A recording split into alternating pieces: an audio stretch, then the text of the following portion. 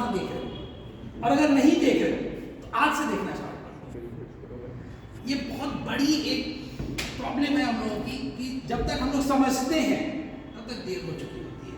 आप लोग बहुत ही प्रॉपर एज में हो लाइफ की। अगर आपने अभी तक अपनी लाइफ की फ्यूचर प्लानिंग नहीं की है, I am not talking about the family planning, future planning अगर नहीं की है तो करो। ये राइट टाइम है कि हमें 10 साल बाद कहाँ जाना है, and start working on your dream from today. Believe me, मेरा विश्वास मानो, दुनिया की ऐसी कोई चीज नहीं है जो आप नहीं अचीव कर सकते। दुनिया की ऐसी कोई चीज नहीं है जो इंसान अचीव नहीं कर सकता है। सबसे बड़ी प्रॉब्लम हम खुद है। हम खुद को नहीं जिताना चाहते, हम खुद को नहीं चाहते कि वहां ले जाए जहां जाना चाहते हैं। सपना देखो, गोल डिसाइड करो and start working from today. ठीक है, आज से आप लग जाओ और 10 साल बाद आप वहां होंगे जहां आप होना चाहते हैं। प्रॉपर प्लानिंग कर लो, बहुत पोटेंशियल है। अपने आप को अंडरस्टिमेट मत करो, अपने आप को किसी से कंपेयर मत करो। You are the best. जिसने बनाया है ना, बहुत सोच समझ के बनाया, बहुत समझदार आदमी है ऊपर वाला। हर इंसान की इसकी टाइम, हर इंसान यूनिक है। कई बार होता है ना कि हम अपने आप को कंपेयर करते हुए यार मुझे ये बहुत इंटेलिजेंट है, होता है ना, हम अपने आप को डीमोटिवेट फील करते हैं, होता है। Don't do that, you are the best. बहुत सारी चीजें आप में है उसके अंदर नहीं है। हो सकता है आपसे स्मार्ट देखने में हो, आपकी बोलने की कैपेसिटी उससे अच्छी हो सकती है, आपकी स्पोर्ट्समैनशिप उससे अच्छी हो सकती है, आप उससे अच्छा क्रिकेटर हो सकते हो, फुटबॉलर हो सकते हो, सिंगर हो सकते हो, पेंटर हो सकते हो, कुछ भी हो सकते हो। तो हम क्यों कंपेयर करें यार? ये सब बहुत कॉमन चीजें हैं जो आप डेली लाइफ में सुनते होगे, मूवीज में देखे होगे। यार तेंदुलकर से कहा जाता है म्यूजिशियन बन जाओ तो फेल हो जाता, लगातार मंगेशकर से कहा जाता है क्रिकेट खेलो तो फेल हो जाती। तो सब हर इंसान के अंदर यूनिक क्वालिटी, हर इंसान में।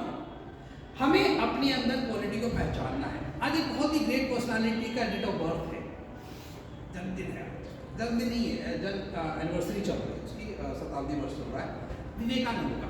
अभी हम जस्ट नरेंद्र मोदी को सुन रहे थे, शायद देना है कि हर इंसान के अंदर बहुत कैपेबिलिटी। अपनी क्वालिटी को पहचानो, कैपेबिलिटी को पहचानो और तब तक चलो जब तक उसको अचीव ना करो। ठीक है, बताओ जरा फर्स्ट अपना नाम बताना है आपको, आप कौन से स्कूल में पढ़ते हो, ठीक है, और सब्जेक्ट क्या है, पढ़ने में मन लगता है कि नहीं लगता ये भी बताना है। यू लव रीडिंग या नहीं?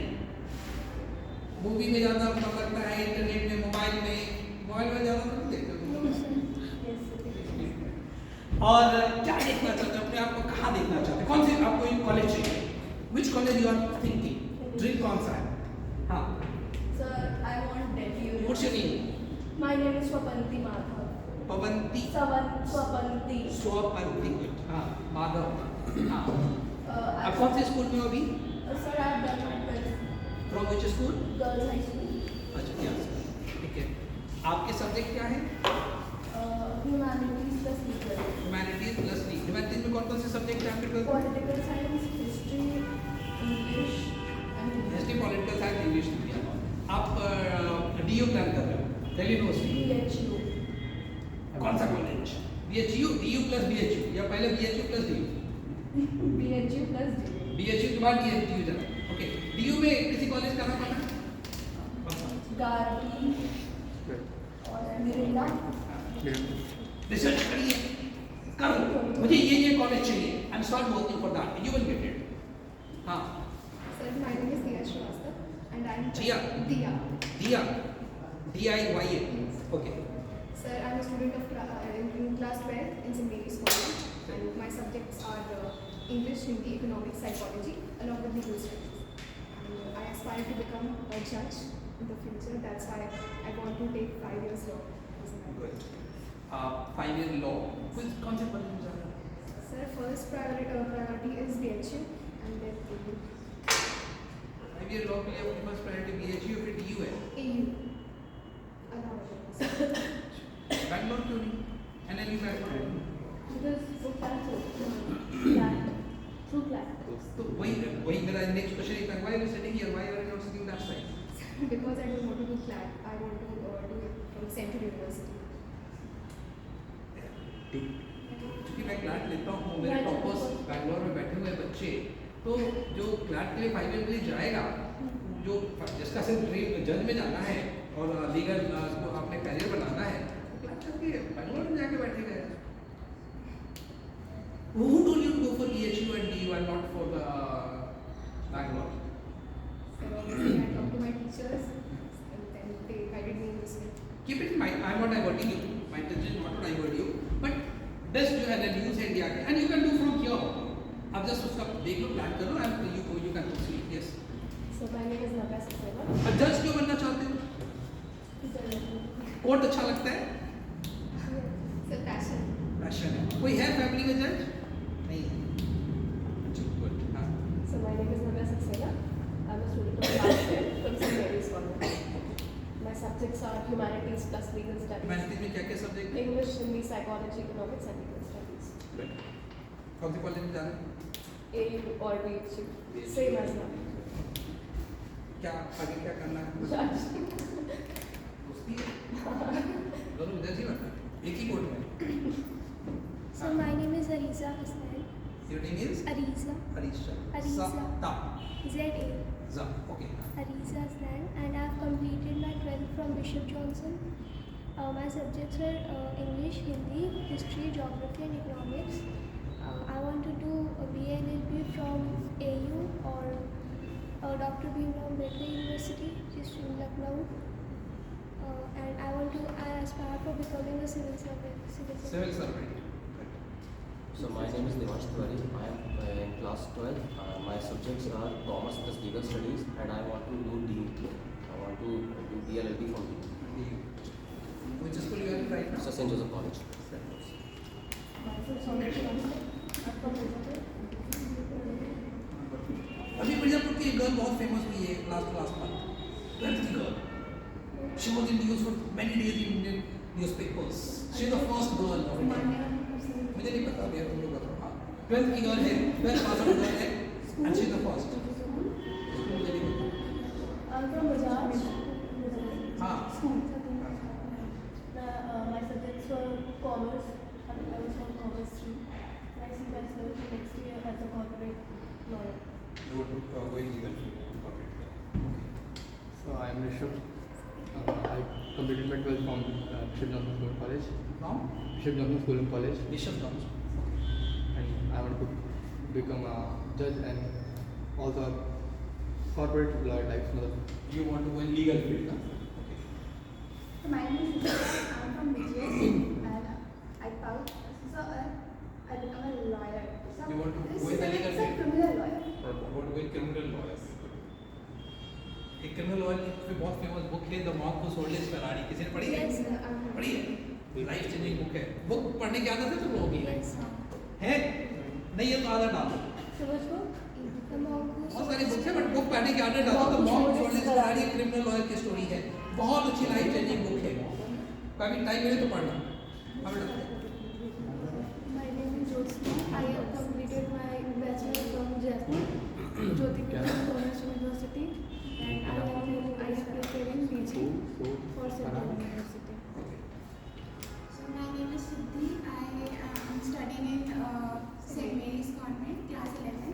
My subjects are commerce plus legal, and I want to pursue BLLB, 5 years law from BHU or DU. My name is Swami Mishra. I'm from IIT International School and College, and I'm in class 11.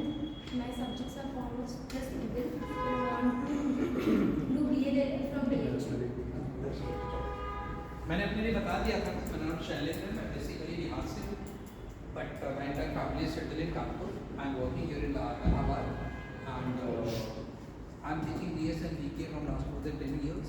मैं career launcher का guest faculty हूँ. कानपुर में मेरी class रहती है online. Bareilly में मेरी class रहती है.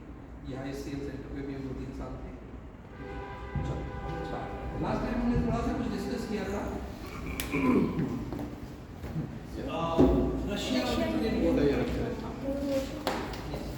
लास्ट टाइम हम लोगों ने डिस्कस किया था रशिया और यूक्रेन वॉर के बारे में. ठीक. आज मैं अपनी क्लास को थोड़ा सा रीस्ट्रक्चर करूँगा. मैं क्लास के 2 पार्ट में स्प्लिट करूँगा. First I will take history. थोड़ा सा हिस्ट्री करेंगे और उसके बाद हम करंट में आएंगे. ठीक है. करंट में मैंने आपको 2 टॉपिक दिए थे, शायद याद हो आपको last time. Budget and Adani controversy. Strength आज की कंपैरिजन लास्ट टाइम ज़्यादा थी, ठीक है। हम थोड़ा सा देखते हैं कि उसको करा या कुछ और करें, टॉपिक हम डिस्कस करें। हम पहले हिस्ट्री करते हैं, क्योंकि आप लोग ज़्यादातर हिस्ट्री के बच्चे हो। हिस्ट्री ज़्यादातर लोगों की हिस्ट्री अच्छा किसको लगता है? जितना सब्जेक्ट है सब्जेक्ट ले लिया है, नहीं लिया नहीं था लेकिन अच्छा लगता है पढ़ना। कितने लोगों को लगता है कि हिस्ट्री इज अ बकवास subject, boring subject, useless subject? Because this is the mindset of the society I am talking. तो society in which we are living, हमारे मम्मी पापा भी हमको यही कहते हैं, क्या हिस्ट्री लेके बैठ गए यार, मैथ साइंस पढ़ो ना। यही सुनने को मिलता है। हमारी माइंडसेट हिस्ट्री की नहीं है, सोसाइटी की। बट मेरा जो टेम्परामेंट है, मैंने अपनी teaching career as a maths teacher start करी थी, ठीक है। मैंने बहुत साल तक CBSE ICSE की मैथ्स पढ़ाई है, और अभी भी मुझे मैथ्स सारी चीज़ पता है मैथ्स की। उसके बाद मैंने कई साल साइंस पढ़ाई है, फिजिक्स पढ़ाई है। फिजिक्स में मुझे सारे प्रिंसिपल्स अभी भी याद है। अगर 10 CBSE से किसी ने किया होगा तो फिजिक्स में 4 चैप्टर है। अगर आपको CBSE का है, कोई 10 CBSE का? हाँ, मैंने ICSE फिजिक्स भी कराया। ICSE फिजिक्स बहुत टफ है। उसका जो हीट चैप्टर है, न्यूमेरिकल बहुत टफ है, बट मैंने बहुत अच्छे से पढ़ाया है। तो CBSE में 4 चैप्टर्स है फिजिक्स में। हमने 10 साल पहले फिजिक्स पढ़ाई है। लाइट है, पहला चैप्टर लाइट है, इलेक्ट्रिसिटी है, मैग्नेटिज्म है, मुझे अभी भी याद, सारी चीज़ें याद है। उसके बाद मैंने इंग्लिश पढ़ाई है, और इंग्लिश मैंने बहुत अच्छे से पढ़ाई, चूँकि मैं MA इन इंग्लिश, मेरा अपना जो क्वालिफिकेशन है, मैं MA इन इंग्लिश हूँ। तो CBSE और ICSE की इंग्लिश मैंने बहुत अच्छे से पढ़ाई। मुझे सारे पोएम प्रोज, विलियम शेक्सपियर की सारे प्लेज वैसे ही पता है, एक एक चीज़ उसका पता है, सारी चीज़। और GS जब से मैं अपनी खुद प्रिपरेशन की एक लाइन में आया था, I started reading history, geography and political science and GS। तब से मेरा ये थोड़ा पैशन बन गया GS पढ़ना, GS पढ़ना और पढ़ना। तो हम थोड़ा सा हिस्ट्री करते हैं। हिस्ट्री करने से पहले जरा कुछ क्वेश्चन देखते हैं हिस्ट्री के, किस टाइप के क्वेश्चन आते हैं। और प्लीज़ आप जब भी किसी भी कॉम्पिटिटिव एग्जाम्स की प्रिपरेशन करते हैं, आप उसका सिलेबस अपने पास रखिए, अपने स्टडी टेबल पे सिलेबस लगाइए, ठीक है। एक जो आइडियल प्रिपरेशन का तरीका होता है, आप उसका सिलेबस लगाइए, क्योंकि हर कॉम्पिटिटिव एग्जाम्स की अलग अलग रिक्वायरमेंट होती है, हर कॉम्पिटिटिव एग्जाम्स का स्टैंडर्ड अलग अलग होता है, ठीक है। हिस्ट्री IAS में भी पूछा जाता है, हिस्ट्री PCS में भी पूछा जाता है, हिस्ट्री आपके CUET में भी आएगा, हर जगह आता है, लेकिन उसकी रिक्वायरमेंट अलग अलग है। तो हमें अपनी कॉम्पिटिटिव एग्जाम्स के लिए कितना पढ़ना है, ठीक, उसके लिए हमारा गाइडिंग कौन होगा, गाइडिंग कोड कौन होगा? Syllabus. You should have syllabus in front of you on your study table, आप उसका लगाइए। सेकेंड जो आपके सोर्स ऑफ स्टडी होनी चाहिए, प्रीवियस ईयर्स क्वेश्चन पेपर। अगर उसका एग्जाम हो चुका है तो आप 1-2 क्वेश्चन पेपर को आप देखो कि क्या आ रहा है, ताकि उससे हमें क्या होता है, हम अपने स्टडी से डाइवर्ट नहीं होते। हमें कहाँ जाना है, मान लो जैसे हिस्ट्री मेरा पैशन है, मुझे पढ़ना बहुत अच्छा लगता है, तो मैं हिस्ट्री को डेप्थ में पढ़ना चाहूँगा। पॉलिटी मेरा इंटरेस्ट नहीं है, तो मैं पॉलिटी को साइड करता हूँ, ये एक नेचर होता है। ज्योग्राफी मुझे मजा नहीं आ रहा है, तो मैं ज्योग्राफी को साइड करूँगा। लेकिन मेरा पेपर तब निकलेगा जब मैं हिस्ट्री भी पढ़ूँ, ज्योग्राफी भी पढ़ूँ, पॉलिटी भी पढ़ूँ। हिस्ट्री कितना पढ़े, मुझे PhD तो करना नहीं है, I am not going for PhD। किसी भी सब्जेक्ट का डेप्थ ही नहीं है, इतना गहरा सब्जेक्ट है, इतना टॉपिक है, मुझे क्यों पढ़ना उतना यार। तो मुझे गाइड कौन करेगा? मेरा सिलेबस और प्रीवियस ईयर्स के क्वेश्चन। ये 2 चीज़ आपके पास होनी ही चाहिए। आप डेली 1 बार 2 बार 3 बार उसको देखो कि हम कहीं ज़्यादा डाइवर्ट तो नहीं हो रहे, आउट ऑफ द वे तो नहीं जा रहे, और तब आप फोकस स्टडी करो। हम कुछ क्वेश्चन देखते हैं एंड देन कुछ एक हिस्ट्री का टॉपिक।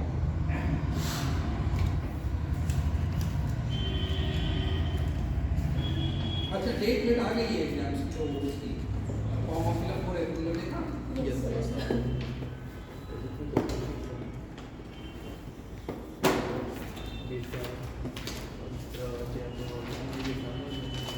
कुछ क्वेश्चन देखो, जनरली रीड कर रहे हैं, पे नोट्स ही है। The 5th principle of celibacy was added by Mahavira in Parasura। ये इसका नोट्स है। आप जैनिज्म एंड बुद्धिज्म किए होगा, आप लोगों ने सुना होगा, इसके बेस किया होगा। उसमें एंशिएंट टाइम में 2 बहुत इंपॉर्टेंट रिलीजन इंडिया में चला था, बुद्धिज्म एंड जैनिज्म। जैनिज्म में 24th तीर्थंकर थे लॉर्ड महावीर, ठीक है। उन्होंने एक प्रिंसिपल ऐड किया था, ऑलरेडी प्रिंसिपल चला रहा था उसमें, that was the celibacy. In Hindi it is called ब्रह्मचर्य, या सेलिबेसी को हिंदी में ब्रह्मचर्य कहते हैं। तो इट मीन्स अब हमें इससे क्या मिला कि हमें जैनिज्म पढ़ना है, हम जैनिज्म को ओवरलुक नहीं कर सकते। मुझे पहला क्वेश्चन जैनिज्म का दिख रहा है, एक टॉपिक हमारा जर्नलिज्म होगा। The source material of ancient India was written in Dutch language, Pali language, ठीक है, ये उसी टाइम का है। An organic relationship can be seen between the ancient Indus valley culture and modern Hinduism through the worship of stone trees and animal. मतलब हमें Indus valley civilisations में जानना है, करना है।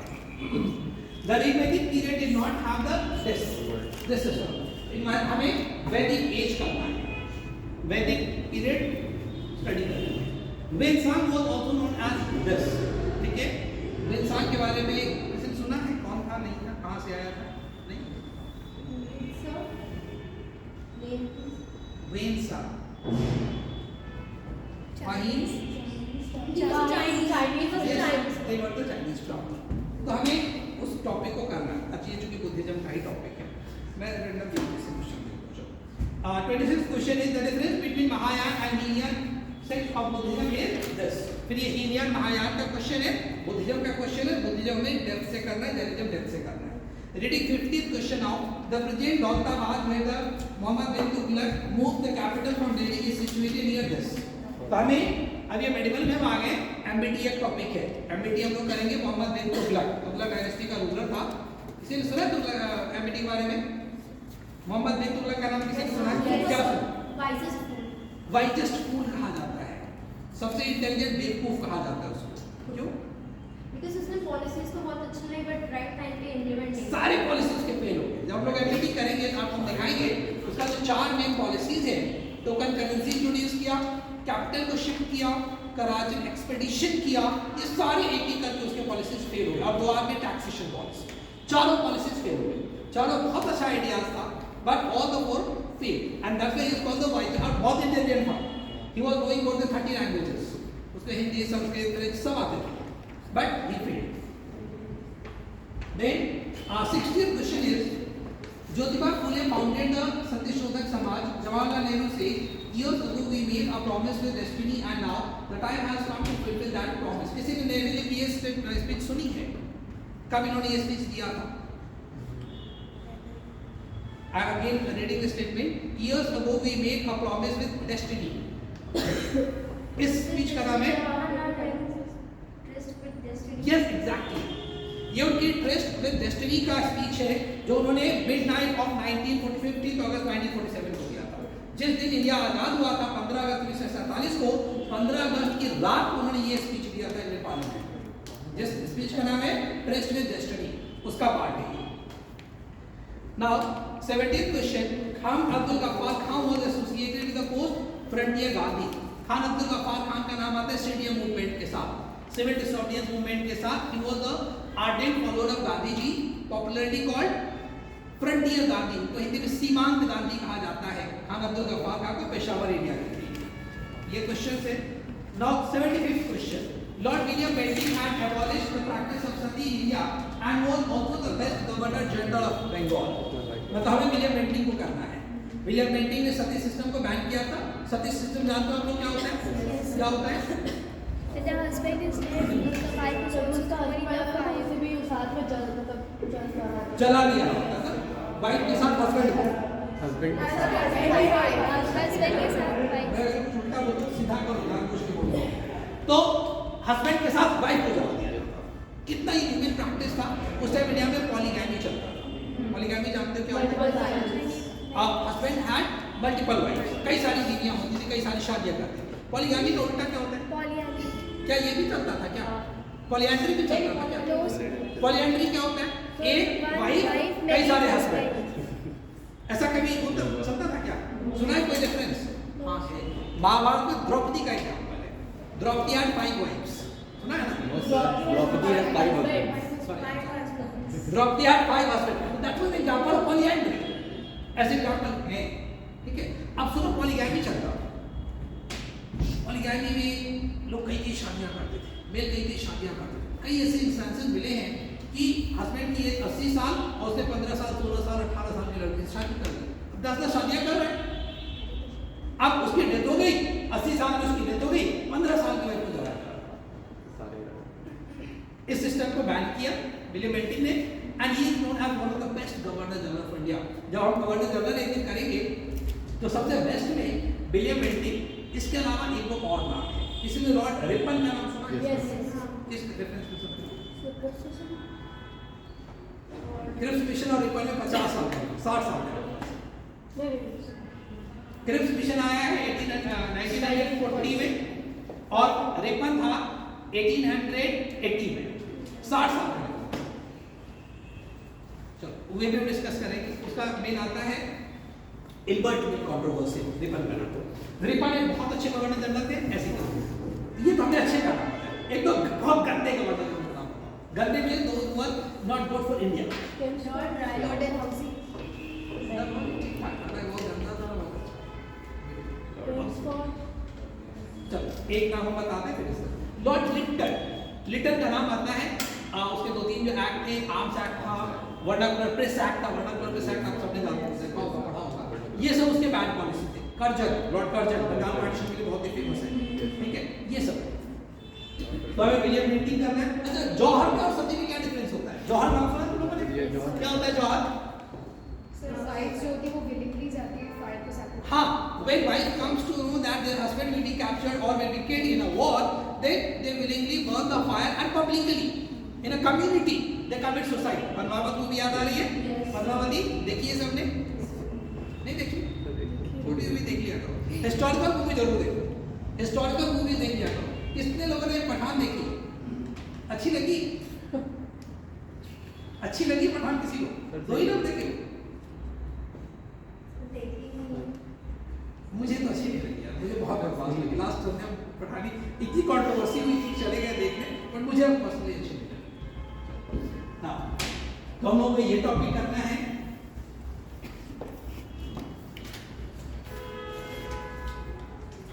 चलो एक थोड़ा सा मैं जनरल इंट्रो करते हैं हिस्ट्री का, एंड उसके बाद फिर कुछ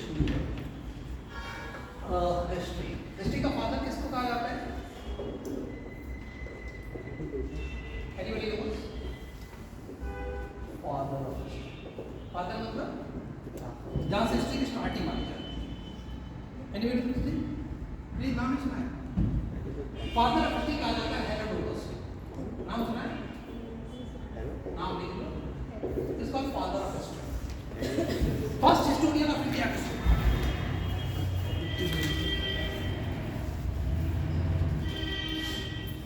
Herodotus is called father of history.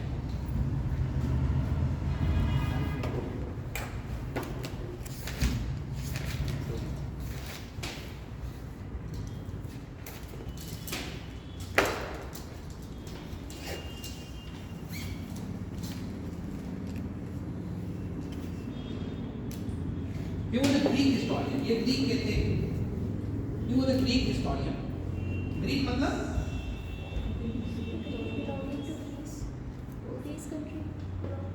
Greek किस कंट्री को कहते हैं? ग्रीक कोई कंट्री है क्या? ग्रीस। ग्रीस और ग्रीक एक ही है। यस, कंट्री का नाम ग्रीस है और वहाँ की लैंग्वेज, वहाँ के लोगों को ग्रीक कहते हैं ना। कैपिटल क्या है ग्रीस की? एथेंस। एथेंस। ये ग्रीक बहुत फेमस है, हर जगह हिस्ट्री मिलेगा आपको।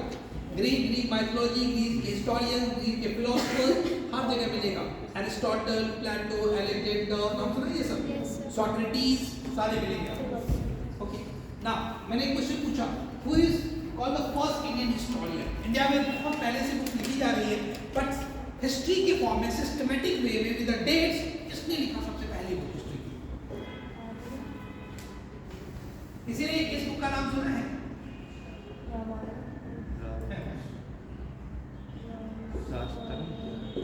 राजतरंगिणी। राजतरंगिणी सुना है किसी ने?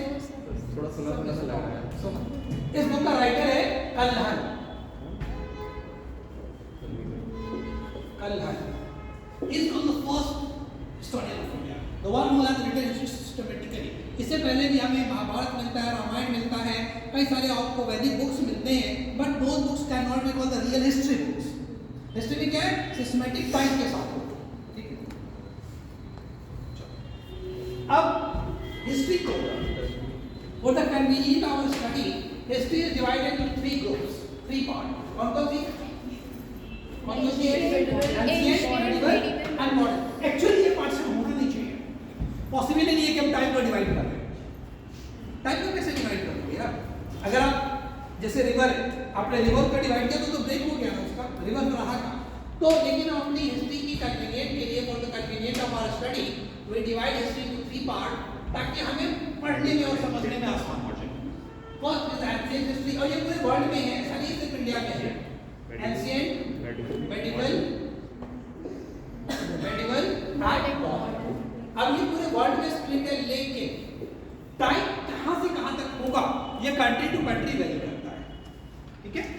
यानी इंडिया में यहां तक एंशिएंट है, ब्रिटेन में भी यहीं तक होगा, यूरोप में भी यही होगा, अमेरिका में भी होगा। हर कंट्रीज की अपने सिचुएशन के अकॉर्डिंग, कल्चर के अकॉर्डिंग, सोसाइटी के अकॉर्डिंग टाइम विल डिफर, ठीक।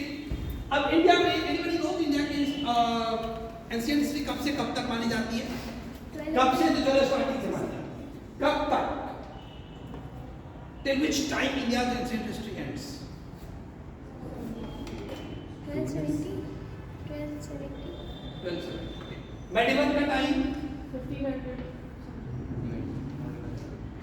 सबको हिस्ट्री वाले होते हैं, maximum most of you are from history ना। ये तो हिस्ट्री की पहला ही इंट्रो पार्ट यही होगा। जब आप हिस्ट्री में आप बुक खोलोगे, हिस्ट्री की बुक आपने खोला होगा कभी, तो पहला लिखा होगा हिस्ट्री, एंशिएंट, मॉडर्न, मेडिवल, और नीचे फ्लो चार्ट लिखा होगा, डेट लिखा होगा। कभी देखा नहीं क्या? ओके, इंडिया का जो एंशिएंट हिस्ट्री है वो एंड होता है 7th सेंचुरी में, 7th सेंचुरी में। और मैं एग्जैक्टली अगर बताऊं तो it is 647 AD with the death of Harshvardhan. Harshvardhan का डेथ होता है 647 में। उसके साथ इंडिया का एंशिएंट हिस्ट्री एंड माना जाता है। आपको सेंचुरी में कोई कंफ्यूजन तो नहीं है किसी को?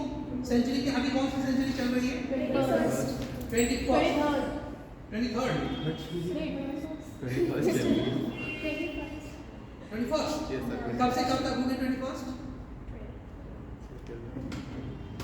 अभी आप लोग कह रहे हैं 21st सेंचुरी चल रहा है, 21st सेंचुरी कब से कब तक होगी? 100 साल कब होगी? आज से लेके 2099। यस, ये जो होगा 2000 से लेके और 2019 21st century, right now we are in 2023, ऐसे करके 99 तक पहुंचेगी, 30 सेंचुरी एंड हो जाएगा। मैंने कहा 7th सेंचुरी, 7th सेंचुरी का मतलब क्या? 600 से लेके 699 के बीच, और यही टाइम मैंने यहाँ पे लिखा है ना, इसी के बीच का है ना। तो हर्षवर्धन की डेथ होती है 647 AD में। अब AD और BC क्या है तो ये बताओ? AD and BC।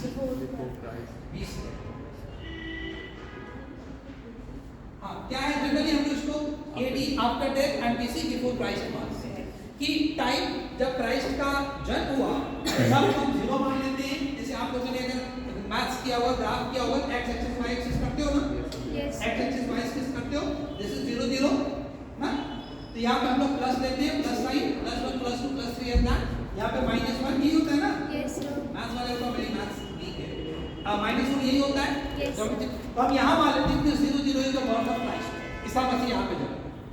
उसके बाद का जितना टाइम हुआ, तो आज कोई मुझे बताओ जरा, ईसा मसीह के जन्म को कितने साल हो गए होंगे?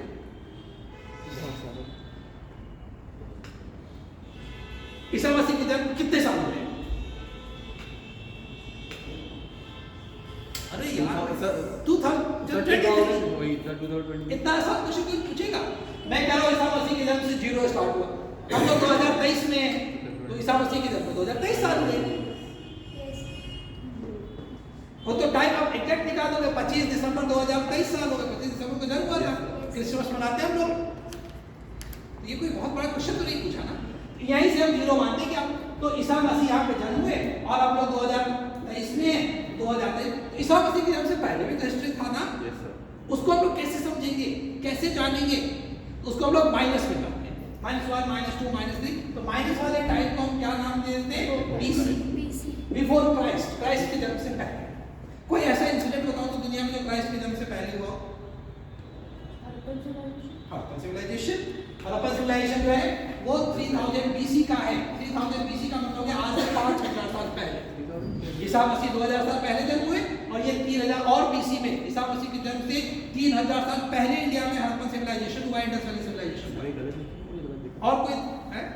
सही 300 है 3000 है। समझ लो 1000 बोल रहे हैं यार, नहीं 300,000 पीसी हड़प्पन सिविलाइजेशन। और इंसिडेंट बताओ एक दो जो पीसी का हो। Indus valley civilization. अरे ये तो वही हो गया ना, Harappan civilization, Indus valley civilization, Mohenjodaro civilization, Ropar civilization, ये सब एक ही है, उसके नाम है। और दूसरा इंसिडेंट बताओ जो पीसी में हो। बस और कुछ नहीं है, और कुछ नहीं हो गया।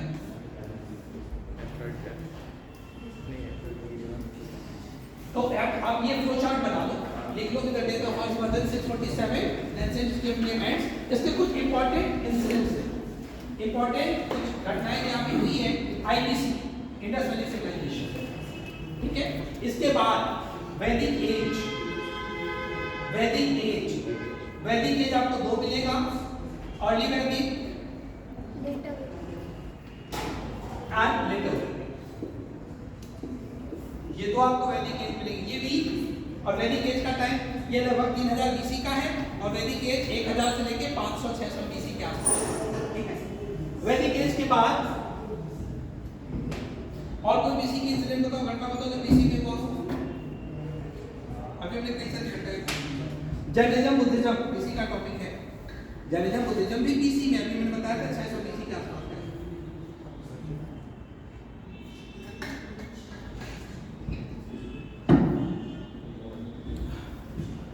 आप सबने सुना होगा महाजन बताओ, सुना है? किसी ने महाजन पद सुना है? महाजन यस सर। महाजन कितने थे? कितने महाजन पदार्थ थे? 16 महाजन पदार्थ। मगध, अंग, वत्स, कौशल, नाम सुना ये सब? मगध का नाम सुना होगा। ये सब इसी बीसी का। उसके बाद जैनिज्म, बुद्धिज्म, ये भी एंशिएंट हिस्ट्री का टॉपिक है। उसके बाद मौर्यंस एंशिएंट हिस्ट्री का टॉपिक है। हम ये सारे टॉपिक एक डिस्कस करेंगे, डिटेल में डिस्कस करेंगे क्लास में, क्योंकि हर टॉपिक से क्वेश्चंस बनेंगे, हर क्वेश्चन से आपको हर टॉपिक से क्वेश्चंस मिलेगा, ठीक। अभी तो हम आपको जैसे एक ब्लूप्रिंट बता रहे हैं हिस्ट्री में है क्या। देन यहाँ पे मौर्यंस बहुत क्वेश्चन आते हैं मौर्यंस से। एक दो मौर्य रूलर का नाम बताओ। अशोका, अशोका, चंद्रगुप्त मौर्य। चंद्रगुप्त मौर्य तो हो क्या नहीं, वो तो फाउंडर। उसके टीचर का क्या नाम था, गुरु का? चाणक्य, कौटिल्य, चाणक्य, विष्णुगुप्त नाम होगा। तो मौर्य डायनेस्टी करेंगे, मौर्य डायनेस्टी में चंद्रगुप्त मौर्य करेंगे, चंद्रगुप्त मौर्य के बाद अशोका करेंगे। अशोका से बहुत सारे क्वेश्चन आते हैं कॉम्पिटिटिव एग्जाम में। चंद्रगुप्त मौर्य से आता है, विष्णुगुप्त से, कौटिल्य से क्वेश्चन आते हैं, ठीक है। उसके बाद मौर्य डायनेस्टी के बाद और कुछ हुआ? एक दो छोटी छोटी टॉपिक हम स्किप कर देंगे, हम लोग के बहुत इंपॉर्टेंट नहीं है। यहाँ पे कर्ण डायनेस्टी एक है, ठीक है। अब इसके बाद हम लोग आ जाएंगे 80 में, सॉरी ये बीसी के बाद। इतने टॉपिक हमारे हुए बीसी के, ये भी एंशिएंट हिस्ट्री का टॉपिक है। 80 के भी कुछ टॉपिक हमारे इंडिया में एंशिएंट हिस्ट्री में पढ़ेंगे। अब इसमें तुम लोगों का नाम सुना होगा गुप्ता डायनेस्टी का, सुना है? क्यों सुना है? कौन था गुप्ता? गुप्ता डायनेस्टी क्या सुना है? गुप्ता डायनेस्टी चित्रगुप्त जो नहीं था उसी का नाम, जो था उसका नाम ही नहीं सुना। Vikramaditya, yes.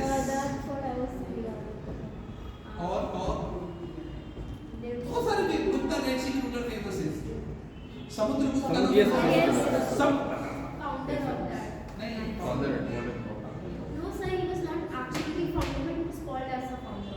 Virtual founder. Virtual founder. Discuss करेंगे समुद्रगुप्त के बारे में। समुद्रगुप्त था इसी के दरबार में, इसके दरबार में, इसके फादर चंद्रगुप्त टू के दरबार में कालिदास था। कालिदास का नाम सुना है? किसने सुना है कालिदास? काले थे क्या? क्या थे? पोएट थे। पोएट थे। संस्कृत लिखते थे। Story There writing. was a Icelandic story writing that before becoming a poet, he was foolish. That he was sitting on a tree and he was cutting sitting on the branch and cutting like this. Yeah, this is right. I will tell you the story. But think what he लिखा poet कह रहे poet नहीं वो poem बच्चों करते हैं। नहीं poem नहीं हो से क्या होता है मैंने हाइटेक्स करो नहीं थे आप ही लोग कह रहे थे हाइटेक्स आप ही लोग कह रहे नहीं थे वो हाइटेक्स सिखा करते हैं। अच्छा लिखा कर जैसे कबीरदास के दोहे वगैरह। कालिदास कोई राइटर था ना Yes. कैसा राइटर था उसकी कंपैरिजन की जाती है वर्ल्ड में एक राइटर से he is compared with one of the writer of the world one of the greatest writer Kalidas is called the William Shakespeare of India Shakespeare से कंपेरिजन की जाती है शेक्सपियर का नाम सुना है Yes. सबने सुना होगा और शेक्सपियर के बारे में आप 10 लाइन बता दोगे 10 किताबों के नाम बता दो मर्चेंट ऑफ वेनिस, टेम्पेस्ट, 10 किताब का नाम बता दो कालिदास की 2 किताब का बताएं Who will tell me the name of 2 books of Kalidas? एक चॉकलेट मेरे तरफ से सर इंडियन से कुछ नहीं पता। अब देखो this is the problem of Indian history. अब ये सबको पता है ना कि Kalidas is compared with William Shakespeare Kalidas is called the William Shakespeare of India मैंने जब डीपीएस ज्वाइन किया था as a teacher DPS Azad Nagar Kanpur 2009 मेरी पहली लेक्चर पहली क्लास इसी में थी Kumar Shankar yes very good book में तो नहीं देख रहे और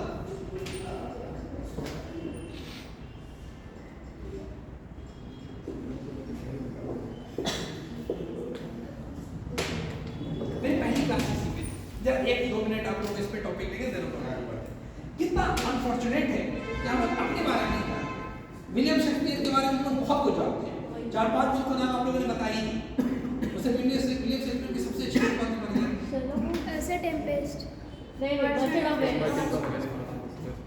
वो तो कोई वैसे कुछ नहीं है विलियम शेक्सपियर क्या थे फेमस पोएट भी थे उन्होंने पोएट भी लिखी है प्ले भी लिखी है उन्होंने प्ले 2 तरह की लिखी है प्ले 2 तरह की होती है प्ले को ड्रामा कहते हैं ड्रामा 2 तरह की होती है tragedy and comedy William Shakespeare की एक्सपर्टाइज किसमें थी ट्रेजेडी का मास्टर कहा जाता था उसको ही is called merchant of Venice is the comedy merchant of Venice comedy है कॉमेडी और ट्रेजेडी के डिफरेंस क्या होता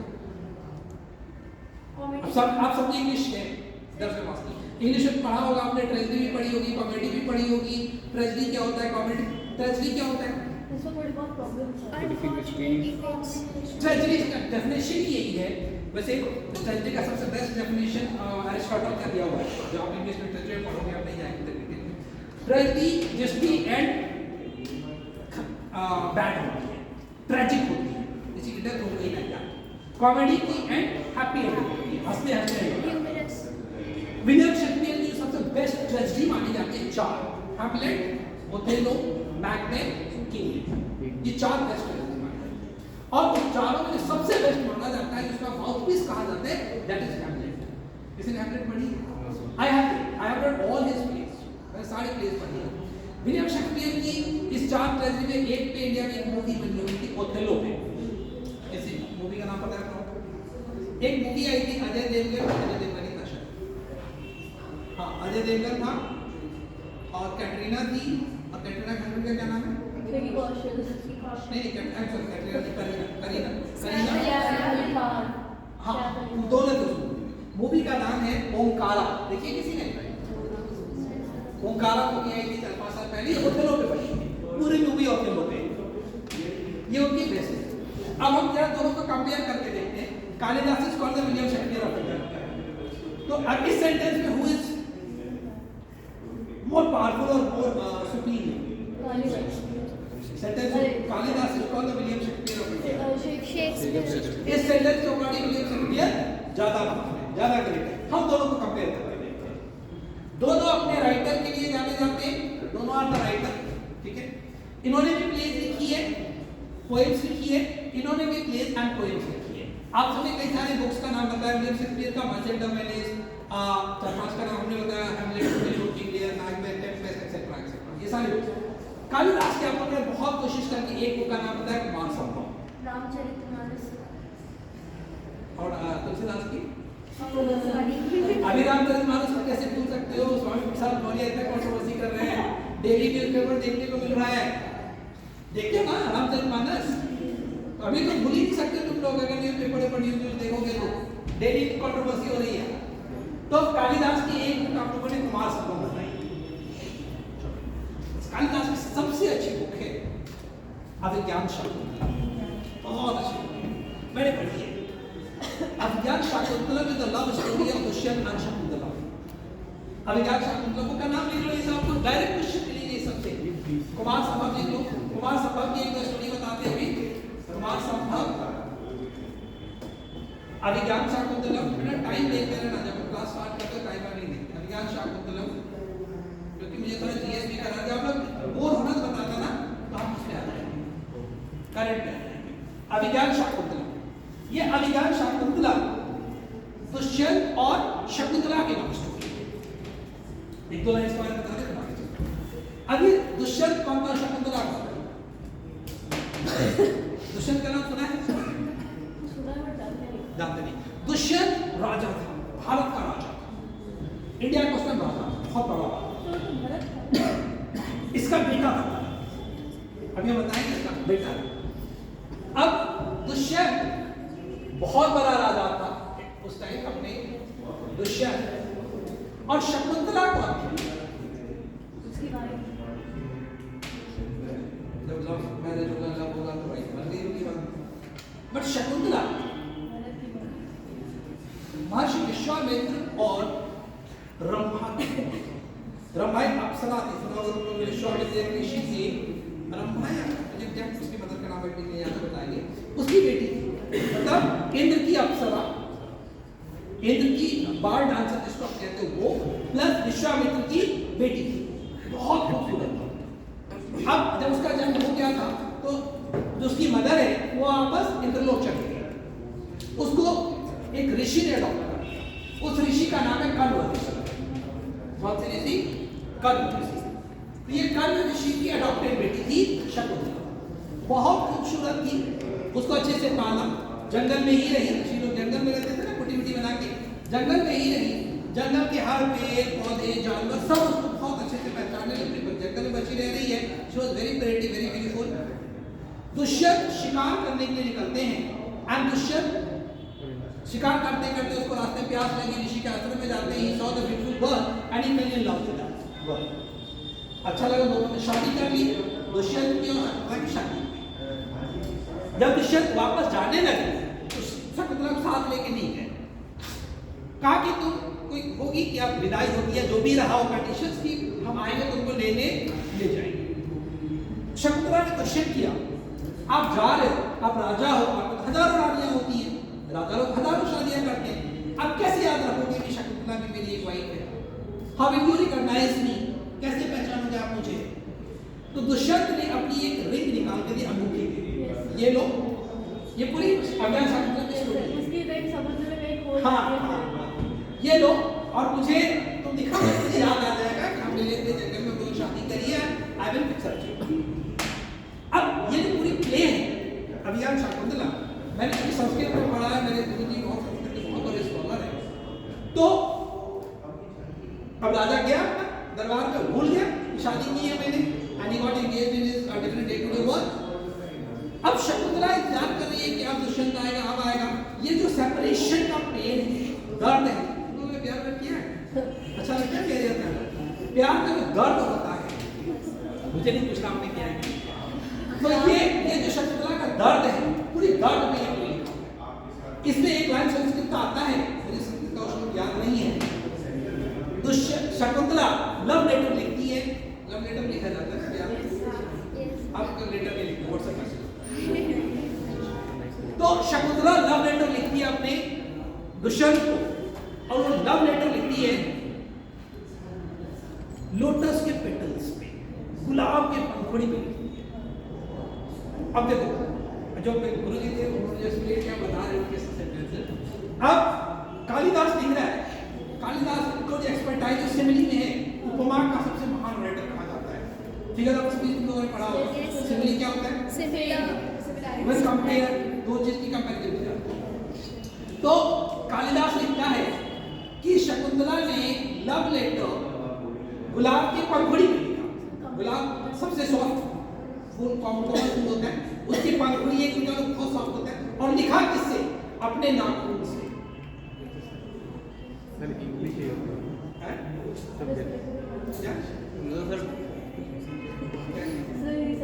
एक भी चाहिए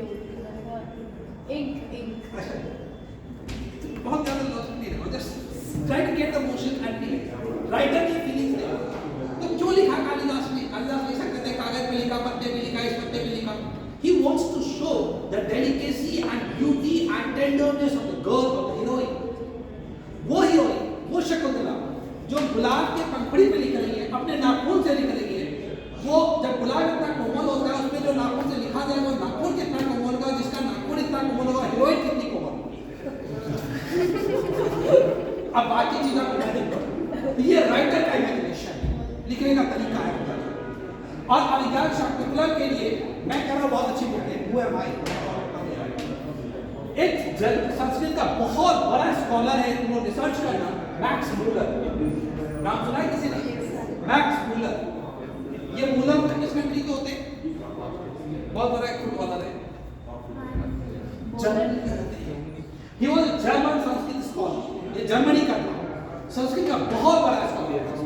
इसने कालिदास की बुक डेट करी, रिसर्च किया और ये लिखता है, मैक्स मूलर की लाइन है, अभिज्ञान शाकुंतलम की जो एक बुक है, एक लाइन है, दुनिया में इस लिटरेचर का कोई कंपैरिजन नहीं, कोई बुक ऐसी नहीं, इसकी एक बुक,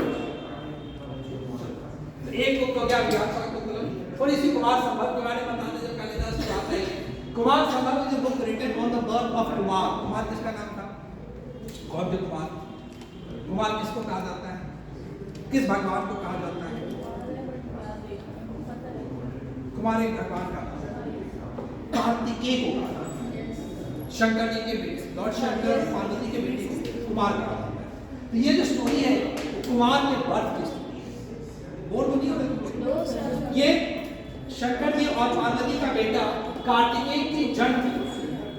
इस बुक में कालिदास ने पार्वती जी का वर्णन किया है और पार्वती का नख से सिर तक वर्णन किया है। पूरे बुक में नाखून से लेके सिर तक हर पार्ट का वर्णन किया पार्वती का। कहते हैं जब मैं ये पढ़ने गया था अपने गुरु जी से कि कुमार संभव पढ़ाइए, इन्होंने मुझे सारी लाइन पढ़ाई, सारे चैप्टर पढ़ाए और एक चैप्टर में आकर पढ़ा ये चैप्टर। क्यों? कहते हैं कि ये कहा जाता है कि जब कालिदास पार्वती जो गॉडेस का माना जाता है, नख से सिर तक वर्णन कर रही थी और वर्णन करते करते जब वो थाई से ऊपर इस पार्ट में आई तो पार्वती के श्राप से कालिदास बंधे हो, थोड़ी ये पार्ट के साथ और वही पार्ट है चैप्टर, तो ये हम बनाए। अब इमेजिनेशन की कोई सब कुछ लिखा है। इसके बाद जब कालिदास अंधे हो गए तो फिर पूछा गया कि इसका सोल्यूशन क्या है, कैसे आंखें आएंगी? कहा गया कि तुम रघुवंश चरित,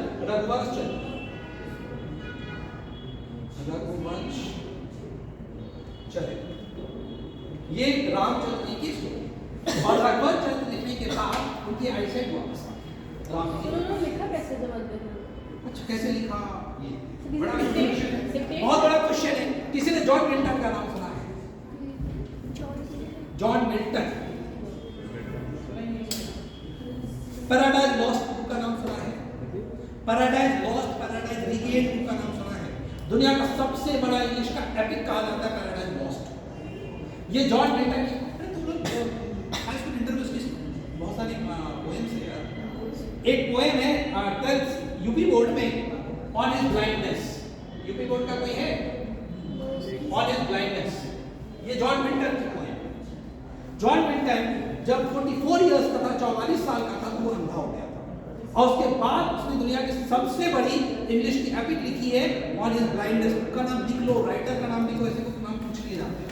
ऑन हिज ब्लाइंडनेस ये जो उसकी पोएम है। पैराडाइज लॉस्ट बुक का नाम लिखो, पैराडाइज लॉस्ट, पैराडाइज लॉस्ट। और दूसरी बुक है पैराडाइज रीगेन्ड, पैराडाइज रीगेन्ड। ये जो पैराडाइज लॉस्ट है ये दुनिया की सबसे बड़ी इंग्लिश एपिक है। देखो longest epic of the world. किसी को पता है दुनिया का सबसे बड़ा एपिक कौन सी बुक है? इंग्लिश में लिखा हुआ। मेरा दूसरा क्वेश्चन है which is the longest epic of the world? वो किसी भी लैंग्वेज में। इंग्लिश के सब एपिक जानते हो तुम लोग क्या होता है? एपिक को हिंदी में क्या कहते हैं?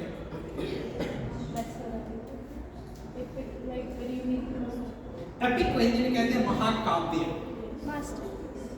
महाकाव्य जो भी नहीं पता पूछो, लिखो महाकाव्य। दुनिया की सबसे बड़ी महाकाव्य कौन सी किताब को कहा जाता है? दुनिया का सबसे बड़ा महाकाव्य कहा जाता है Mahabharat. Mahabharat is the longest epic of the world, but English की सबसे बड़ी एपिक ये है पैराडाइज लॉस्ट। और पैराडाइज लॉस्ट मैंने पढ़ा है, 12 वॉल्यूम की किताबें हैं, 12 किताबें हैं। मैंने इसलिए पढ़ा है कि मेरे कोर्स में था, एमए में था, मुझे करना था, ठीक है। मैंने पढ़ी हुई है पैराडाइज लॉस्ट, और ये जॉन मिल्टन की बुक, और ये बुक उन्होंने ब्लाइंडनेस के बाद लिखी है, अंधे होने के बाद लिखी है, ठीक है। तो अंधे होने के बाद भी लोग लिखते हैं। सूरदास तो कई सारी कोई कंप्लेंट बताते थे, लिखते हैं। तो इसके बाद इनकी आईसाइट आ गई थी। इनकी एक बहुत फेमस बुक है ऋतु संहार, ऋतु संहार, ठीक है, ये इनकी बुक है। और सारे बुक्स हैं, बहुत सारे बुक्स हैं इनकी। तो ये अच्छा, कालिदास थे कब एग्जैक्ट कालिदास के जन्म का कोई एविडेंसेस अवेलेबल नहीं है। हमारे यहाँ इतने बड़े बड़े राइटर हैं, लेकिन एग्जैक्ट हिस्ट्री हमको नहीं पता उनका। कहाँ जन्म हुआ ये भी कंट्रोवर्सी है। कालिदास का जन्म कहाँ हुआ ये भी कंट्रोवर्सी है। मैं जहाँ से आता हूँ, मेरा जहाँ पे बिहार में घर है, मेरे घर से 3-4 किलोमीटर आगे एक पुड़िया बता रहे थे, जिस पेड़ पे बैठे थे वो काटा था, वो पूरा एक बना हुआ है वहाँ पे मठ टाइप का, कहते यही कालिदास आए थे, यही पर उन्होंने कहानी भी बताई गई। कालिदास का टाइम है 4th सेंचुरी BC। ये 320 में चंद्रगुप्त के दरबार में थे, तो 4th सेंचुरी BC नहीं, सॉरी 4th सेंचुरी AD का मतलब कि आज से 1700 साल पहले। 1700। हाँ, हम लोग 2100 साल 21st सेंचुरी में हैं, 2100 में हैं, और ये 400 में, तो 1700 साल पहले हुआ ना। कालिदास आज से 1700 साल पहले।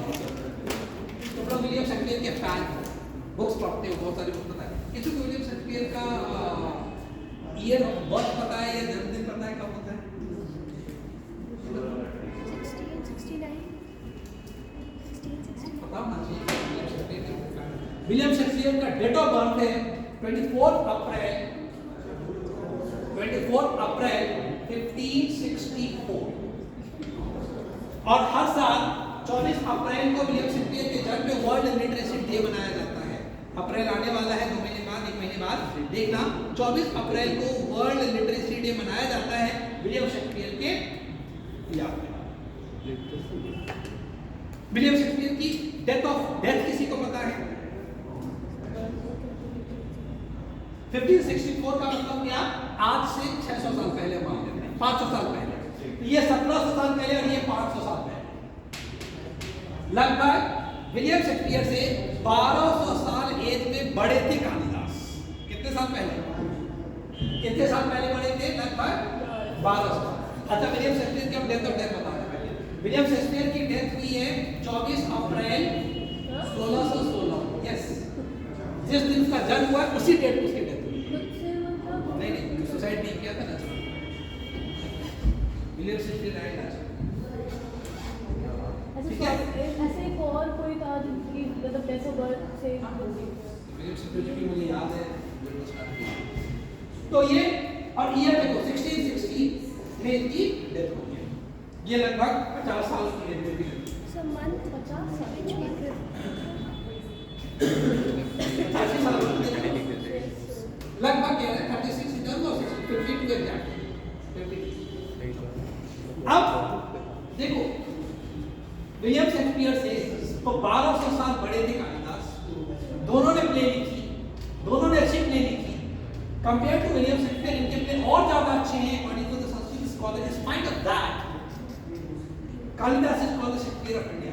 उल्टा नहीं होना चाहिए था, Shakespeare should be called the Kalidas of India, यही होना चाहिए था। बट चूंकि हम लोगों ने इंग्लिश वर्जन पढ़ा है, इंग्लिश वालों ने लिखा है, तो हम उनको अपनी कन्वीनियंट के ओर लिखा है। ऐसे ही एक इंडिया का समुद्रगुप्त का कंपैरिजन किया जाता है। समुद्रगुप्त का कंपैरिजन किससे किया जाता है? समुद्रगुप्त जो गुप्ता डायनेस्टी का रूलर है, उसको कहा जाता है इसको dash of India, Napoleon. He is called Napoleon of India. इसको इंडिया का नेपोलियन कहा जाता है।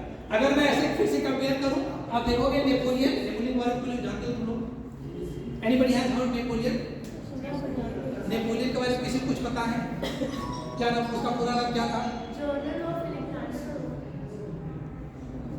अलेक्जेंडर नेपोलियन लगभग 500 साल पहले। नेपोलियन के बारे में, नेपोलियन कहाँ? नेपाल का था? नेपाल का नहीं का? अरे मुझे तो लगा था नेपाल का है। कहाँ का था?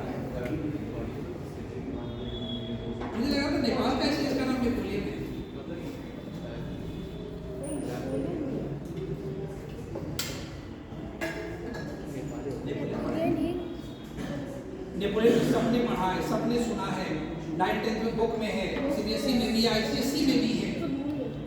Napoleon was the army general of France. French revolution आप लोगों ने पढ़ा होगा, फ्रेंच रेवोल्यूशन का टॉपिक होगा, आप लोगों ने पढ़ाएंगे।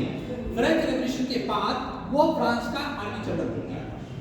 एग्जैक्ट ईयर ये 1799 से लेके 1815 तक he was the ruler of France till 1815। किसी को पता है नेपोलियन को कौन सी लड़ाई में हराया गया था? बैटल ऑफ वाटरलू का नाम सुना है?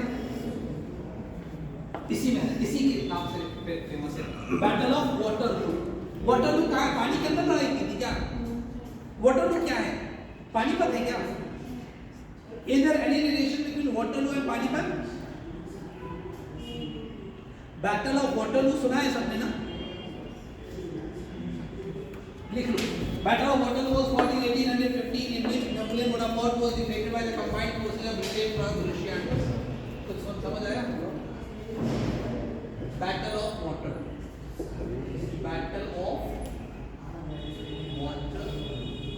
वाटरलू एक जगह है, ये जगह का नाम है और जगह है ये बेल्जियम। कहाँ पे? बेल्जियम का नाम आप लोगों ने सुना है? कहाँ पे है? फ्रांस में कि कहाँ पे? ये यूरोप में एक छोटा सा कंट्री है। इस कंट्री को यूरोप का डैश कहा जाता है। बेल्जियम बेल्जियम की कैपिटल कहाँ है? ब्रुसेल्स। ब्रुसेल्स, ठीक है, ब्रुसेल्स इसकी कैपिटल है। तो यही पे और इसको हराया था नेपोलियन को इसी बैटल में 1815 में। और हराया था किसने मिलकर? फ्रांस ने, फ्रांस का क्या था? ब्रिटेन ने, रशिया ने, ऑस्ट्रिया ने और रूसिया मतलब जर्मनी, 4 कंट्री कंबाइंड आर्मी ने मिलकर नेपोलियन को हराया। तो अब नेपोलियन की कंपैरिजन समुद्र गुप्त से की जाती है, जबकि अगर आप फिर इसको डिटेल में जाएं आप देखोगे कि नेपोलियन से लगभग 1100 साल पहले समुद्र गुप्त हुआ गया। उसका थोड़ा सा मिल जाएगा। कालिदास की तो कहानी सुनो, फिर लोग आगे चलते हैं। कालिदास के लिए कहा जाता है कि he was the biggest fool of the time. अपने टाइम का वो सबसे बड़े मूर्ख थे। जैसे आप बता रहे थे, कहा जाता है कि जिस पेड़ पे बैठे थे उसी पेड़ को काट रहे थे, उसी डाली को काट रहे थे। इससे बड़ा मूर्ख कौन होता है? बहुत बड़ा मूर्ख था। लेकिन आप लोग पता है उससे ज्यादा मूर्ख हम लोग। आज की जो दुनिया है वो ज्यादा मूर्ख है। ऐसे ऐसे काम लोग करते हैं, डेवलपमेंट की ऐसी चीजें हो रही हैं कि हम अपने आप को डिस्ट्रॉय कर रहे हैं, दिन ब दिन हम लोग डिस्ट्रॉय कर रहे हैं। तो हुआ क्या, एक बहुत ही फेमस इंडिया की स्कॉलर लेडी थी जिसका नाम था विद्योत्तमा। एक बहुत पढ़ी लिखी लड़की थी, क्या नाम था उसका? विद्योत्तमा। सुना विद्योत्तमा का? विद्योत्तमा वो बहुत बड़ी स्कॉलर थी इंडिया में। और उस टाइम हमारे इंडिया में कहा जाता है कि जो पढ़े लिखे लोग होते थे उनका शास्त्रार्थ होता था। शास्त्रार्थ मतलब debate, argument, who is the most biggest scholar. तो विद्योत्तमा ने शास्त्रार्थ में उस टाइम में सारे मेल को हरा दिया। इंडिया में जितने भी मेल थे सब पढ़ा। मेल ही को बहुत हर्ट करता है। अगर आप किसी को हर्ट तो सारे हर्ट हो गए। कुछ 2-4-10 विद्वान लोग आए, सबको हरा दिया, सबका इंसल्ट किया विद्योत्तमा ने। अब कालिदास के टाइम का होगा, वैदिक पीरियड क्यों? कालिदास के टाइम का होगा। कालिदास की वाइफ है ये, कालिदास की शादी होगी। तो वो लोग हर्ट हो गए। उन लोगों ने सोचा कि हम लोगों का जिसने इंसल्ट किया है हम इसका बदला लेंगे। और बदला लेंगे तो ये लोग जा रहे थे, तो 4-5 लोग जो हार गए थे जा रहे थे, तो इसको देखा 4-5 लोगों को कि एक मूर्ख आदमी है जिस पेड़ पे बैठा उसी पेड़ की डाली को काट रहा है। उसको पकड़ लाए ये लोग और कहा कि चलो तुम्हारी शादी कराते हैं। उसको ले आए विद्योत्तमा के पास और कहा कि ये बहुत बड़े विद्वान है, इससे बड़ा विद्वान इंडिया का मूर्ख था, वो पेट वही काट रहा था, इससे तुम शास्त्रार्थ करो। और विद्योत्तमा का ये कंडीशन था कि हम जिससे शास्त्रार्थ में हार जाएंगे उसी से शादी करेंगे। अब ये 4-5 लोग कालिदास को पकड़ लाए और कालिदास से कहा तुम्हारी शादी कराएंगे, लेकिन एक कंडीशन है, तुम कुछ बोलोगे नहीं, तुमको जो समझ आए जो कोई पूछे इशारे में जवाब दोगे। आ गया कालिदास का, ठीक है शादी हो जाएगी। मूर्ख की शादी नहीं हो रही थी, खुश हो गए। अब विद्योत्मा ने, कहते हैं जब शास्त्रार्थ होता है तो विद्योत्मा ने एक दिखाया तो उनको लगा ये कह रही एक आंख फोड़ है। कालिदास ने ऐसे दो दिखाया, तो मेरी एक आंख फोड़ोगे तुम्हारी दोनों आंख, उस कालिदास का अपना। और विद्वानों ने जो 4-5 लोग थे उन्होंने इंटरप्रेट किया। विद्योत्मा ने कहा कि ब्रह्म एक है, जो उसका क्वेश्चन है का। इन 5 लोगों ने कहा कि नहीं, अकॉर्डिंग टू दिस स्कॉलर ब्रह्म 2 है, कहते हैं आत्मा और परमात्मा। फिर कालिदास ने दिखाया कि विद्योत्मा ने दिखाया ये, कालिदास को लगा कि ये कह रही है थप्पड़ मारो, कालिदास ने दिखाया तुम थप्पड़ मारोगे तो घुसा। फिर ऐसे ही लोगों ने अपना इंटरप्रेट किया। विद्योत्मा को लगा हाँ यार ये हमसे ज्यादा बड़ी विद्वान है, बड़ा विद्वान है, लोगों की शादी हो गई। अब शादी के बाद तो जब मिलना है, फर्स्ट टाइम मिलना है, तो अब तो बोलना ही पड़ेगा ना, अब तो गूंगा लेके जिंदगी तो नहीं कटेगी ना। पहली बार जब कालिदास ने कुछ बोला ये तो मेरे साथ बहुत बड़ा ठगी हो गई, ये तो महामूर्ख है, इसको तो बोलना ही नहीं आता है। विद्योत्मा ने कालिदास को मार के, कहते पैर मार के गाली देते हुए घर से भगा। और कहते 4 शब्द बोला विद्योत्मा ने, 4 गालियां दी, 4 शब्द बोले और मार के भगा। अब बेचारा वाइफ से मार खाए कहाँ से, कहते हैं आदमी वाइफ से मार खा के किसी को बताता भी नहीं, बता भी चला अपना भटकते हुए अपना बुढ़िया बिस्तर लेके गए। भटकते भटकते एक चौकीदार के हम लोग के घर के बगल में एक संस्कृत कॉलेज है जिसका नाम आज उच्चैठ संस्कृत कॉलेज है। वहाँ पहुंचा संस्कृत कॉलेज में बहुत सारे बच्चे थे, टीचर्स पढ़ाते थे और वहाँ पे हॉस्टल था, लाइब्रेरी थी, सब कुछ था। और उस कॉलेज का लोकेशन आज भी ऐसे है, कॉलेज है, कॉलेज के बगल में बहुत बड़ी एक नदी है और नदी के इस तरफ बहुत फेमस एक मंदिर है दुर्गा माता, दुर्गा माता जिसको उच्चैठ स्नान बोलते हैं। हम लोग जब भी जाते हैं, टाइम होता है जरूर जाते हैं, बहुत फेमस है। कालिदास इस कॉलेज में आ गए, हॉस्टल में रहने लगे। अब मूर्ख तो थे ही, हॉस्टल में जो बच्चे थे अब उसका बर्तन धुलते थे, साफ सफाई करते थे, खाना मिल जाता था, खा के अपना मस्त रहते थे, चल रही थी जिंदगी।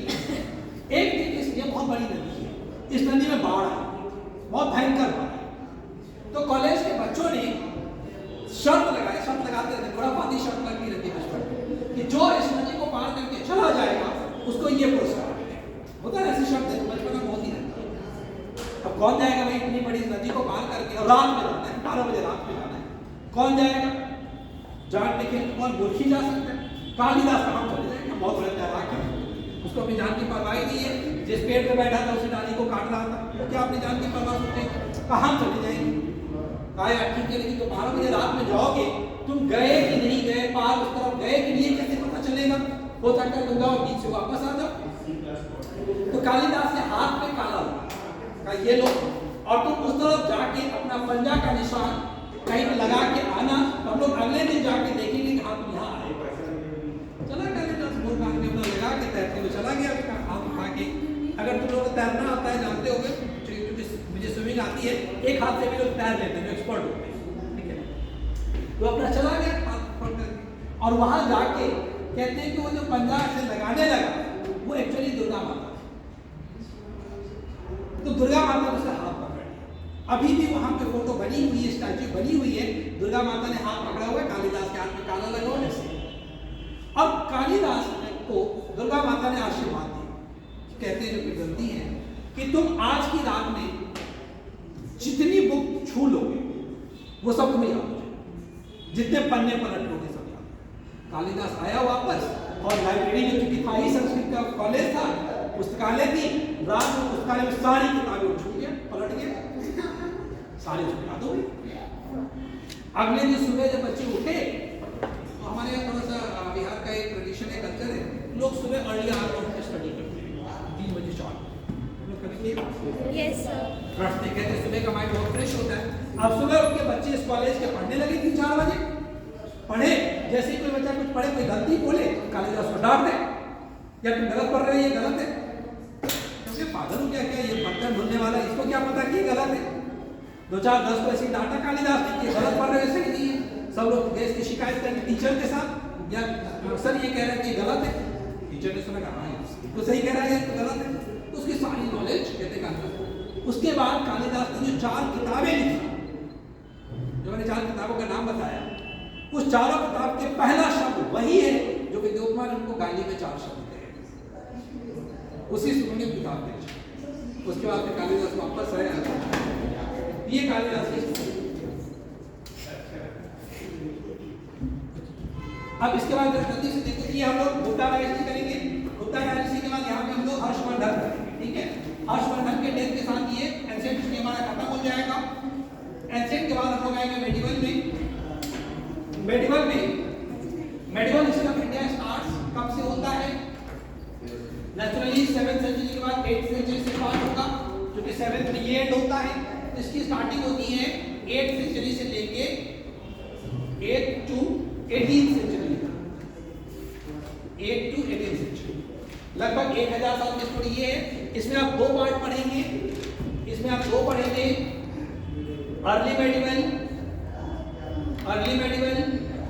और लेटर। अर्ली मेडिवल का टाइम है 8th to 12th सेंचुरी और ये 13th to 18th सेंचुरी। इसके कुछ इंसिडेंट, जो सबसे इंपॉर्टेंट घटना इस टाइम का आपको पढ़ने को मिलेगा, वो है इंडिया में अरेबिक इन्वेजन। पहले मुस्लिम लोगों का अटैक हुआ इंडिया में। दूसरा ट्रायंगुलर कॉन्फ्लिक्ट आप पढ़ेंगे, ट्रायंगुलर कॉन्फ्लिक्ट, इसको हिंदी में कहते हैं त्रिकोणीय संघर्ष, ठीक है।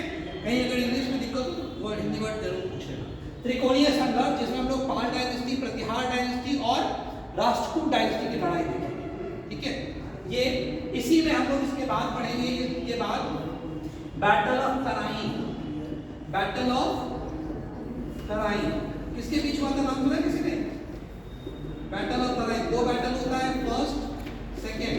फर्स्ट होता है 1191 में, दूसरा होता है 1192 में। इसी में हम लोग पढ़ेंगे एक और टॉपिक है यहाँ पे, महमूद गजनी का अटैक। महमूद गजनी यहाँ। इसके बाद battle of Tarain. Battle of Tarain किसी को पता है किसके बीच हुआ था? 1-2 साल पहले एक मूवी आई थी पानीपत, किसी ने देखी? तभी नहीं पता तराइन की लड़ाई किसकी हुई थी। पानीपत तो उसके बीच में बाबर और 11 लोधी के बीच, और दूसरी कहते हैं अकबर और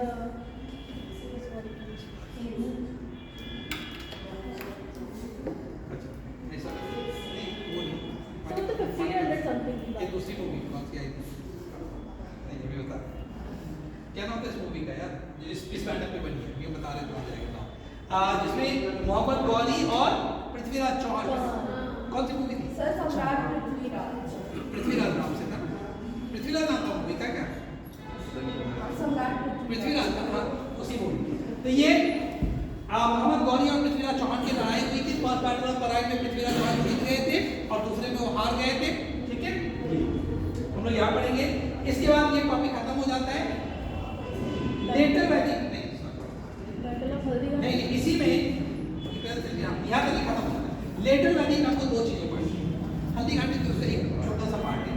लेटर वैदिक हम लोग 2 चीजें पढ़ेंगे। पहला पढ़ेंगे दिल्ली सल्तनत।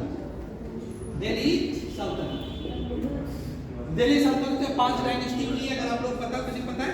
5 साम्राज्य ने रूल किया है दिल्ली सल्तनत में। Slave dynasty, Khilji dynasty, Tughlaq dynasty, Syed dynasty, Lodhi dynasty. 5 dynasty को हम लोग पढ़ना है। अभी हमने मोहम्मद बिन तुगलक का नाम लिया था, बिगेस्ट फूल कहा था। ये इसी दिल्ली सल्तनत के इसी टाइम का, एग्जैक्टली मोहम्मद बिन तुगलक का टाइम ऑफ रूलिंग पीरियड 1326 से लेके 1351 तक, 25 साल तक इंडिया का राज था, इसी टाइम में था। इसी टाइम हम लोग 5 डायनेस्टी पढ़ेंगे, डिटेल में पढ़िए, मत लिखना है कंप्लीट बारे में। दिल्ली सल्तनत, और दिल्ली सल्तनत खत्म होता है 1526 में with the battle of first battle of Panipat. अभी आपको बता रहे थे बाबर और इब्राहिम लोधी हार जाता है, लोधी डायनेस्टी खत्म हो जाती है। लोधी डायनेस्टी खत्म होते ही दिल्ली में, इंडिया में दिल्ली सल्तनत खत्म हो जाता है, मुगल डायनेस्टी स्टार्ट हो जाता है। इसके बाद दिल्ली सल्तनत के बाद हम लोग पढ़ेंगे Mughal dynasty. Mughal dynasty India में स्टार्ट होता है 1526 में, खत्म कब होता है? 1600 मुगल डायनेस्टी खत्म होता है। 1676 से उसकी दूसरी वॉर होती है। कब खत्म होती है मुगल डायनेस्टी इंडिया में?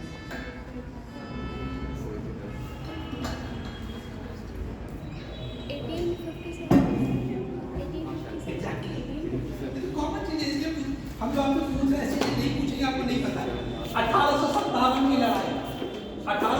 बाबर में खत्म होती है। मुगल डायनेस्टी का जो लास्ट रूलर है कौन था? बहादुर शाह जफर। सबने नाम सुना है, कॉमन नाम है, कॉमन चीजें हैं, याद रखो, माइंड को क्रॉस करो। बहादुर शाह जफर को इंडिया से एक्साइल कर दिया जाता है, विदेश बाहर भेज दिया जाता है, म्यांमार भेज दिया जाता है और वही रंगून में म्यांमार में मर जाता है। ये इंडिया का लास्ट था।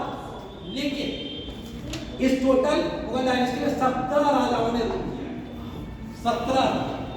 आपको कितने राजाओं का नाम पता है? एक का तो मैं नाम अभी मैंने 2 का नाम बता दिया। फरीद खान, पहले का और लास्ट का मैंने बता दिया, बाबर का और मोहम्मद शाह जफर। फरीद खान, सर हुमायूं, फरीद खान नाम। सर हुमायूं, हुमायूं, सबसे पहले हो गया बाबर, बाबर का हुमायूं, अकबर, जहांगीर, शाहजहां और स्टॉप हो जाएगा उसके बाद। इसके बाद एक भी नाम बताओ। ये तो हमने नाम बताया मानो सर। चलो ये देखो, तो ये 6 रूलर यहाँ पे हैं और टोटल 17 रूलर है। मतलब 11 रूलर का नाम बहुत नहीं पता है, वो इतना इंपॉर्टेंट नहीं है। जो पहले 6 रूलर हैं उनको कहा जाता है ग्रेट मुगल्स। जब तक ये थे, मुगल डायनेस्टी अपने पीक पे थी, चरम पे थी, पावरफुल थी। और इसके बाद बहादुर शाह जफर का डेथ होता है 1707 में, 1707 में औरंगाबाद में। इसके डेथ के बाद मुगल डायनेस्टी कमजोर होने लगी और इंडिया में ब्रिटिशर्स आने लगे, पावरफुल होने लगे। तो 1707 में इसकी मृत्यु होती है और मैंने लिखा है कि 18वीं सेंचुरी से मेडिवल टाइम खत्म हो जाता है। इसी के बाद मेडिवल खत्म हो जाता है, इंडिया में ब्रिटिशर्स आ जाते हैं। आप 18वीं सेंचुरी मान लो, starting of this modern century की, मॉडर्न एज का, और 18वीं सेंचुरी से लेकर आज तक सब मॉडर्न का। ठीक है, तो हमें ये पढ़ना है मॉडर्न में क्या क्या पढ़ना है। मेडिवल में आपको समझ आ गया क्या क्या करना है। मेडिवल में 2-3 टॉपिक अर्ली में और 2 टॉपिक दिल्ली सल्तनत और डिटेल टॉपिक है। दिल्ली सल्तनत जब हम पढ़ाएंगे तो हो सकता है महीनों क्लास चले या मुगल उठाएंगे तो महीनों चले, इतना टाइम तो आपके पास है नहीं। हम उसको शॉर्ट करके कितना तेजी से इंपॉर्टेंट पॉइंट डिस्कस करके देखेंगे। इसके बाद लास्ट टॉपिक है मॉडर्न का। मॉडर्न में क्या क्या पढ़ते हैं? मॉडर्न के कुछ टॉपिक बताओ। मॉडर्न हिस्ट्री हमने मान लिया 18वीं सेंचुरी में स्टार्ट हो गई, 1700। बताओ तो ब्रिटिशर्स के आने बाद इंडिया में क्या क्या हुआ जो हमें पढ़ना पड़ता है, पढ़ते हैं हिस्ट्री में। Trade off wealth, trade off wealth, east India company, एक हम लोग सबसे इम्पोर्टेंट टॉपिक पर गए 1857 की क्रांति, रिवोल्ट ऑफ 1857। और इससे पहले 2 इंसिडेंट देखो, हम लोग पढ़ेंगे 1757 की लड़ाई जिसको कहते हैं बैटल ऑफ प्लासी, नाम सुना है? उसके बाद पढ़ेंगे 1764 की लड़ाई जिसको कहते हैं बैटल ऑफ बक्सर। ये 2 इंपॉर्टेंट लड़ाई है जिसके बाद इंडिया में इंडिया कंपनी स्टैब्लिश हुआ।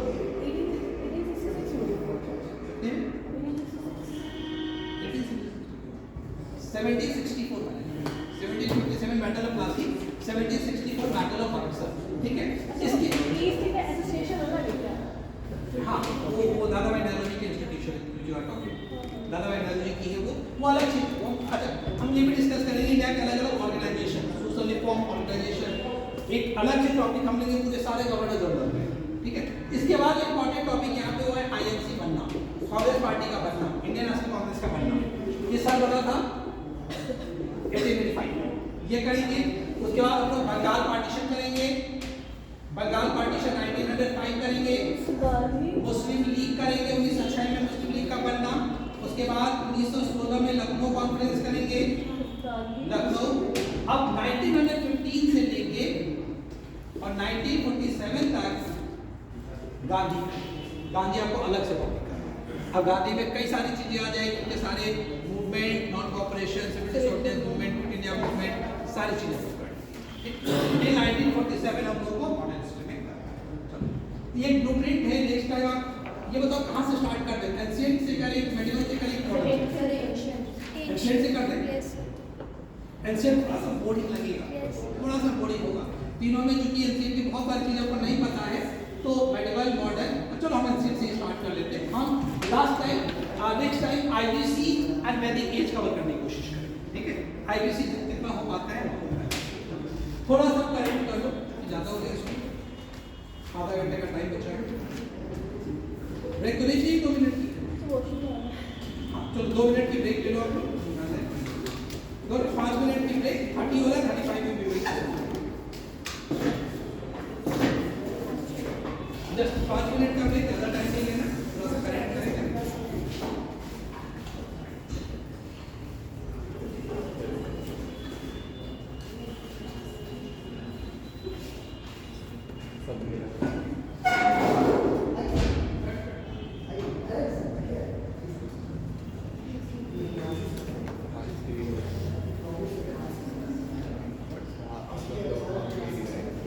मैंने